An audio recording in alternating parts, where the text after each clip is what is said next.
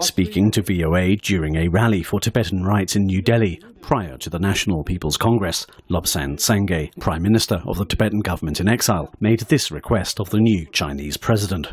We hope that Xi Jinping will review the hardline policies in Tibet and realize that these policies have failed, and then introduce reforms which will suit and meet the aspirations of Tibetan people. Then there will be peace in Tibet, then there will be harmony in Tibet. But at the moment, it doesn't look that optimistic. China constitutional law expert Professor Michael Davis says Xi's priorities are likely to include managing the economy, fighting corruption and negotiating the US pivot to Asia, not re-evaluating Tibet policies. Tibet, to the leadership in Beijing, is a security problem. And I think that's the lens which they view it through.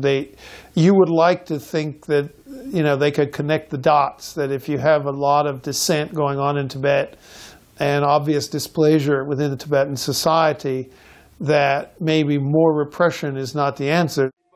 Beijing still fails to grasp how completely Tibetans reject the language, economic and religious policies that marginalize Tibetans in their own country, says civil rights advocate Serang Somo. All these are under the guise of, actually changing the identity of the Tibetans and turning them into what the Chinese government calls the new socialist man.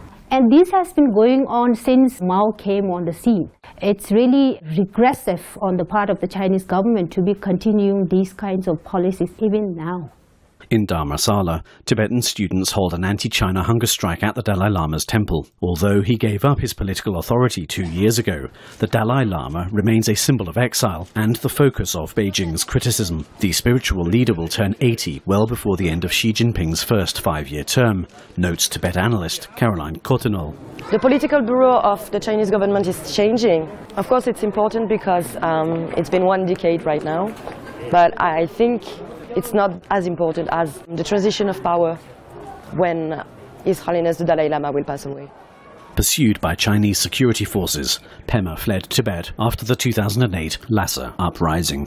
When the Dalai Lama dies, it is possible Tibetans will change their peaceful protest, change non-peaceful protest. Decades of living in exile have not tempered the passion of many Tibetans to return to their homeland. Despite the lack of progress on political talks with China, time remains on the Tibetan side, asserts Lobsang. Buddhism has been in this world for the last 2,600 plus years.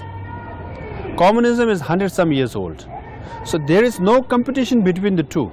I really believe we will see basic freedom for Tibetan people, the return of His Holiness Dalai Lama to Tibet, and freedom for Tibetans. From exile in India, these Tibetans continue to wage a political campaign that is being handed off from one generation to the next. Ivan Broadhead for VOA News, Dharamsala, India.